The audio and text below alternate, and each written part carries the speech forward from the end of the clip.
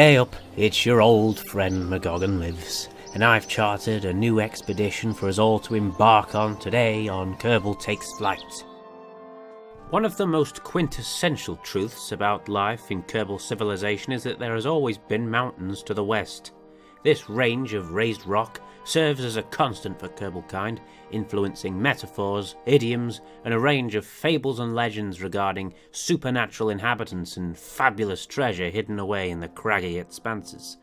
To Kerbal aviation, however, these mountains have always been only a problem, proving too high to fly over and thus thwarting all Kerbal efforts to explore the lands far west to their home.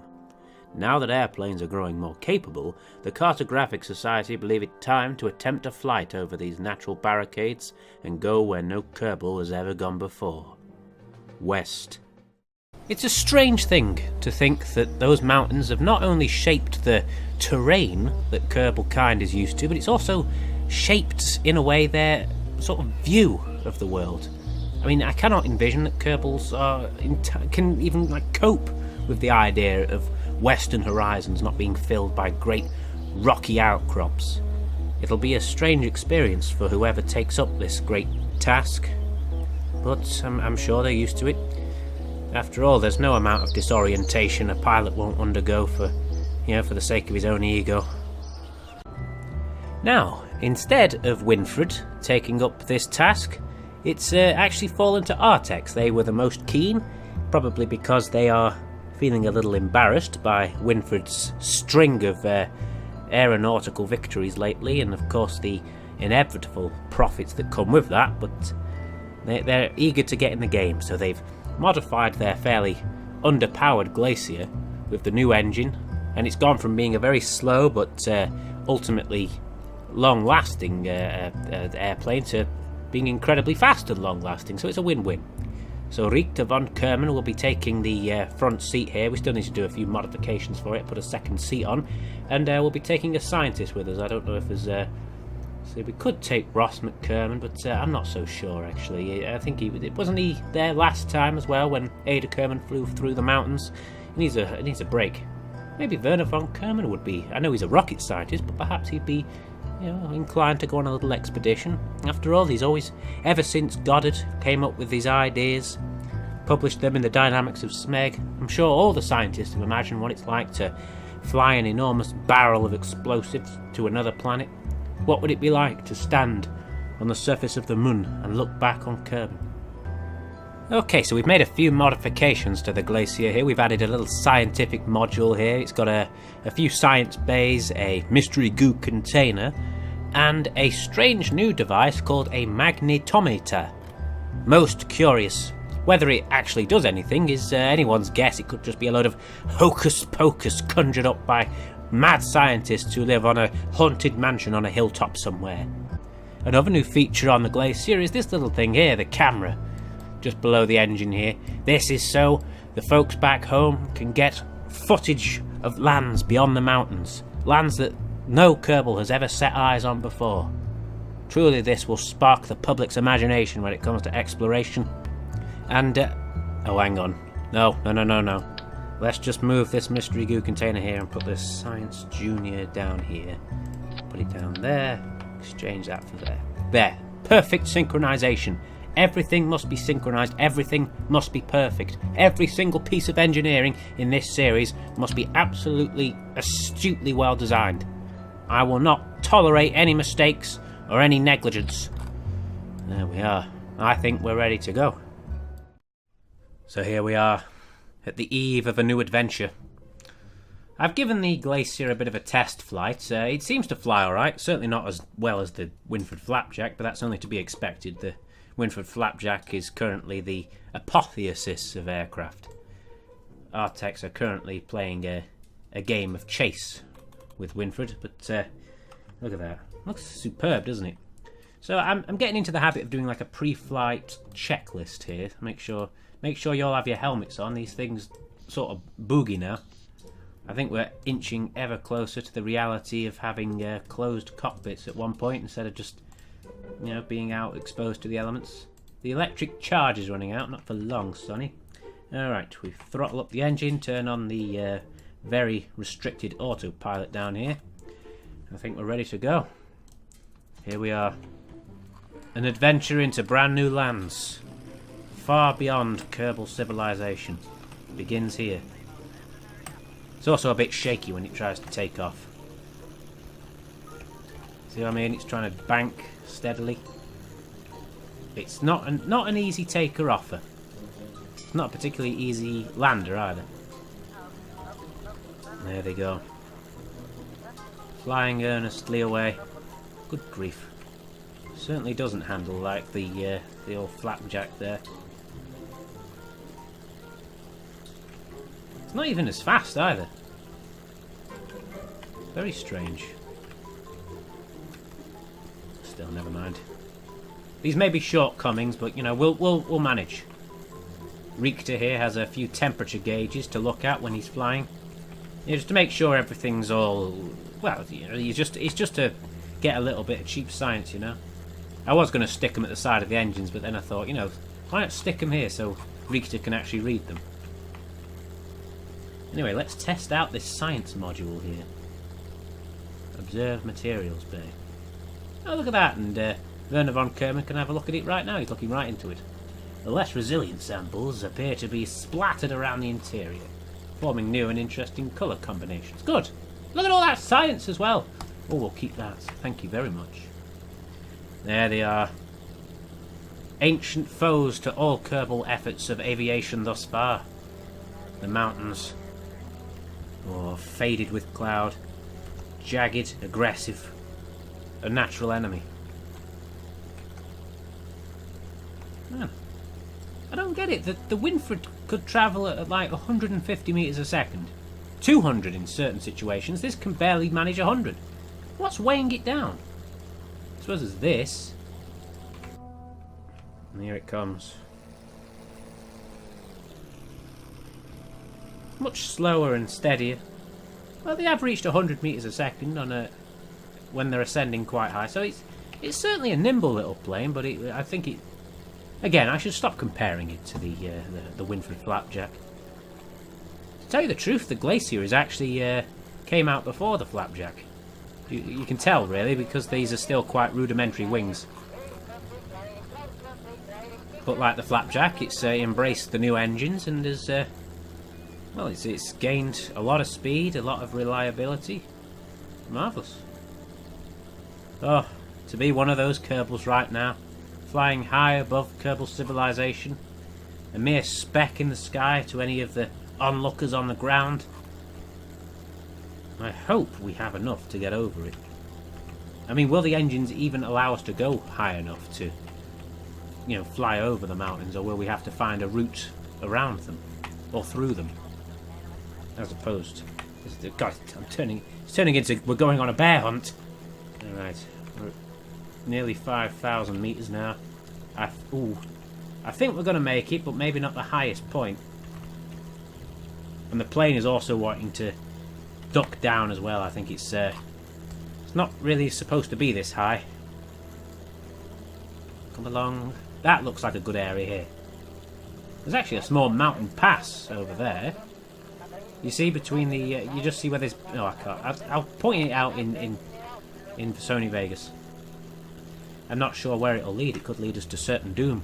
A great wall of granite. We don't want to be doing that. Look at this. These mountains have presented such an engineering problem to the old planes. Really wanted to get over them, you know, fly over them in the old planes, but it just wasn't having it. It did lead to a very good adventure, of course, that the McKerman brothers nearly died from, but nevertheless, here we are, a historic moment. This little airplane is flying over these mountains that have shaped Kerbal perception. Ancient Kerbal folklore tells stories of gods and giants who call these mountains home. Just look at them. It's tremendous. Let's get me a... Oh, look at that. Look at that. As soon as we fly over them, they recede.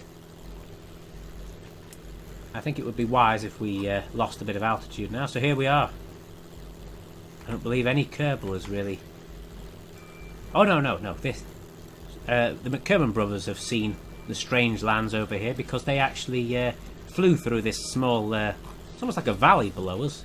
because you'll remember they were flying through up this way, and then they crashed over just behind that mountain there. Let's see what the camera has to say. Look at that. Look at it, fabulous views. Wow. You know what, I'm going to turn F2 on and see if I can pilot the plane from this angle. Alright, so let's cut back to the traditional there. Whoa, take it easy now, camera. Look at him. That's a picture of ecstasy right there. And look how the thermometers are reflected in his visor. That's beautiful.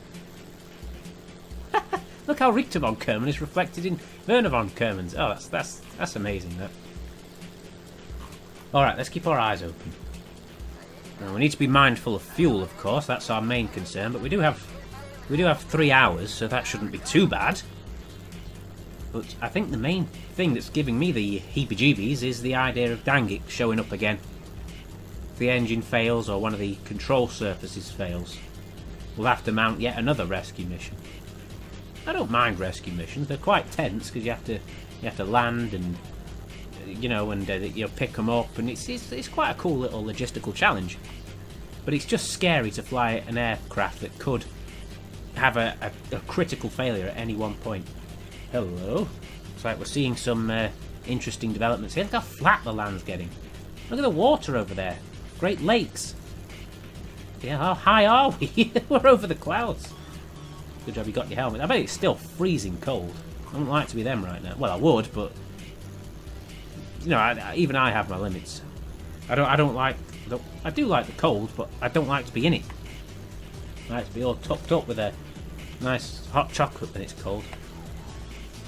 Well, maybe they've brought along hot chocolate in their little can of life support. A couple sandwiches, a flask of hot chocolate, or more often than not with these pilots, it's probably a flask of beer, some sort of Kerbal beer.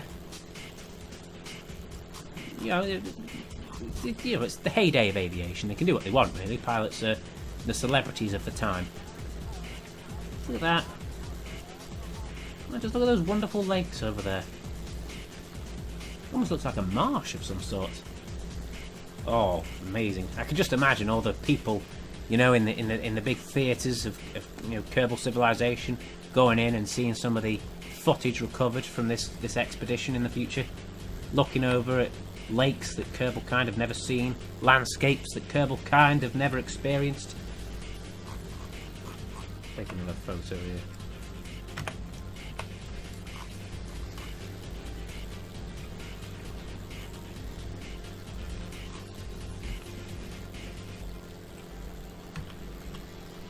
Let's continue with our mission. Let's gain some altitude again.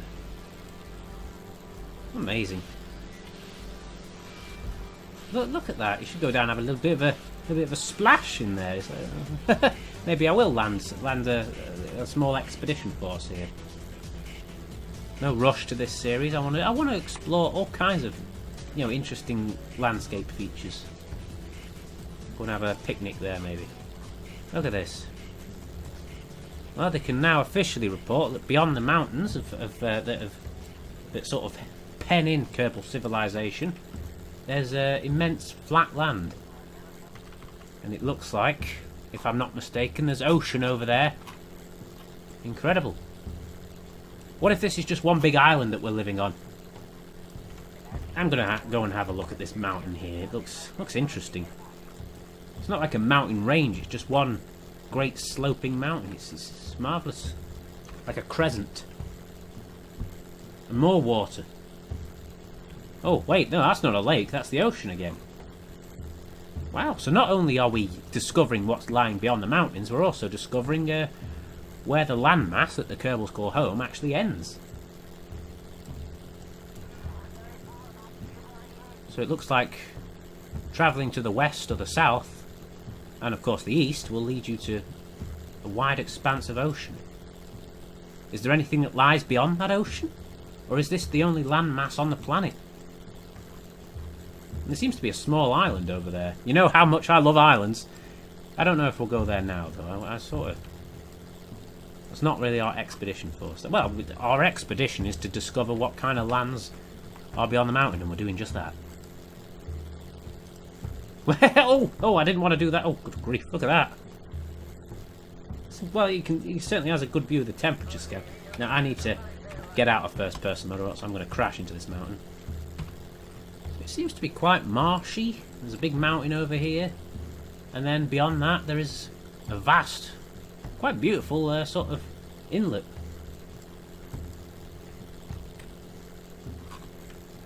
Amazing, this little machine capturing so much footage. I imagine that the two Kerbals now have seen that the landscape over to the north of us is a stranger colour, a more barren colour than any of the other landscapes we've seen. Perhaps it's worth investigating. Oh, look at that, it's like a little bay in there. That'd be marvellous. It'd be a nice place to build a little town. Yep, there's no denying it. The landscape to the north of us is sort of barren. Less grass. What could it mean? Now I'm pondering, and just pondering, whether or not it's maybe worth trying to land at some point. I don't really want to because it's kind of difficult, especially with a plane like this. Remember how difficult it was to land the flapjack last episode? But it might be worth it, especially look at this. Most curious. It's almost like there's no landscape, I mean no grass at all. That's like completely alien to the world of Kerbin.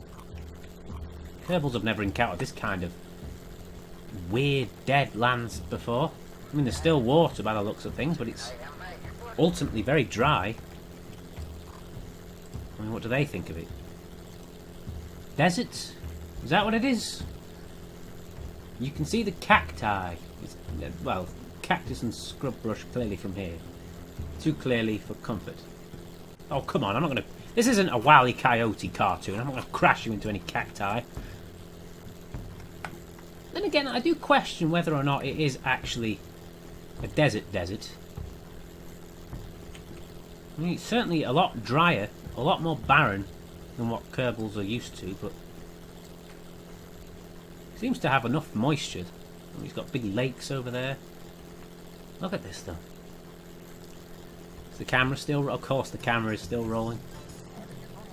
This will be the Kerbals' first look at what is, to them at least, an alien world. Filled with very little vegetation, except from these mysterious, sharp-looking plants that pop out of the ground. Let's take it easy. Take it easy now. I don't want to be... I don't want to land here. Good grief. Now then. I've decided to bite the bullet. Let's see if we can find somewhere to land. Well, here's a place. It seems very flat. Not this mountain. Well, this hill or dune, whatever it is. No, beyond it. Look at this. Flat and delightful. Let's go down and take a look-see then if we can. Let's just throttle down the engine in preparation for a landing. I wonder if I could get close to that water. No, maybe not. It's best to play it safe, Richter. So even at half speed, the engine's still incredibly powerful. I can't actually tell how high we are either, because the land is so smooth. Look at that. It's almost featureless. The only thing I've got for guidance is the scattering on the ground. Now this could be an interesting... This might actually be quite good to land here, because we're actually on a sort of uphill area, which would slow our velocity. Take it easy now. Watch out for the cactus. Alright, here we go. We're down. Oh no! Oh no! It's just as I feared. Shut down this engine. Well, it wasn't a complete disaster. You know, it's a shame we can't fix it now.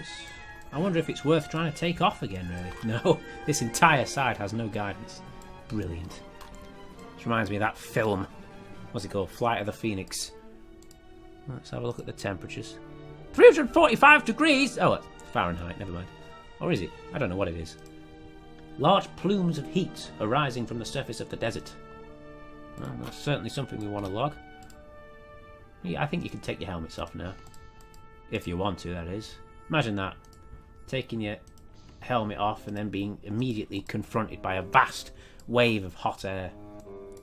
Well, let's deploy this magnetometer. Oh, look at that, it's giving us data of the ore. So it's quite not really an iron-rich area, is it? Let's have a look. The magnetometer records an accurate reading of Kerbin's surface magnetic field. 1.2 science?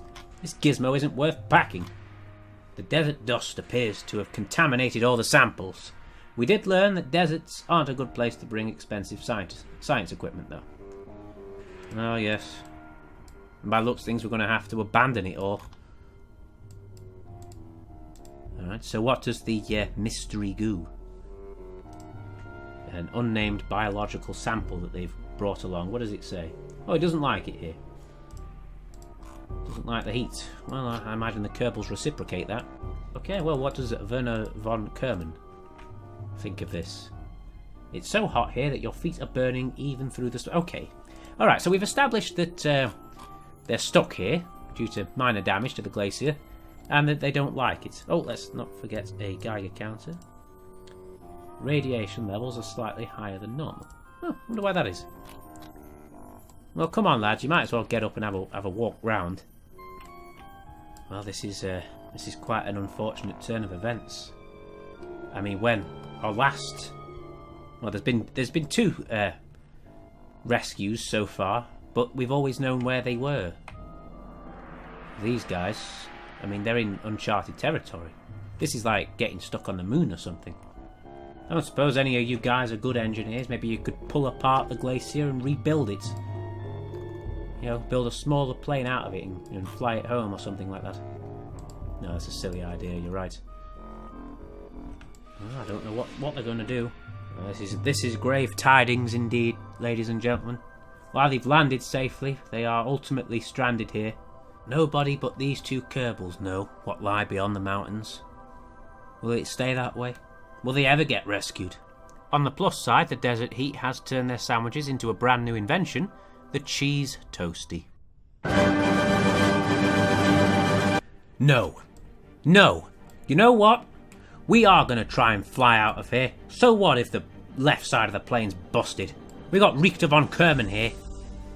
You know, the self-proclaimed best pilot on Kerbin. So what if the plane's mildly damaged? Surely his skill can compensate. Get your helmets on, gentlemen. It's worth a shot. We may be carrying tons of precious scientific data that everyone wants to see when we get home, but it doesn't matter. This is a matter of pride, not science. We're not going to sit here and wait for people to find us. We don't even know if they're going to find us. All right, let's spool up this engine and see what we can do. Godspeed, Richter Von Kerman. Oh, helps if I turn the engine on. Alright, let's use a downhill slope to try and pick up as much speed as possible and get ourselves into the air. If this works, I'm going to eat my own hat, right? But it's worth a shot. No! No! This isn't a good idea, Richter. Oh, hell. I will not give up! Okay, now we're on top of a giant speeding engine with no means to control it except the wheels. We're bouncing up and down. This was a terrible idea. I really thought, in the enthusiasm of the moment, that we might be able to conjure up some brilliant... Oh, we've just lost the Geiger count. We've lost all control. Something's exploded. Alright, admirable effort. Admirable effort, I suppose. Good grief. What's holding that back wing on?